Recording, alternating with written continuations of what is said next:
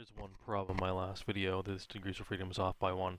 It doesn't change the answer, but here's what we'll do. We're going to square the standard deviation here, just to, so I don't mess up the order of operations, which is why it was wrong in the last video.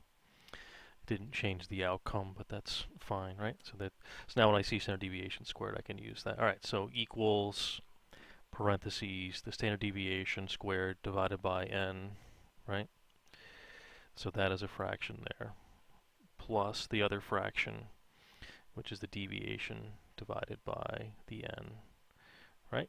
But then I need to put parentheses around the whole thing because I need to square that. So now I have the numerator part, right, divided by the denominator part. So there's going to be a couple fractions in here. The first one is 1/7, right, because it's n minus 1 is 8. And then the other one is the standard deviation squared divided by the count.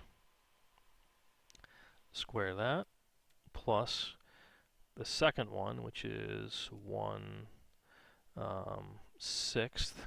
right, times, because it's 7, so 1/6 with the n minus 1, is this piece right here, parentheses, standard deviation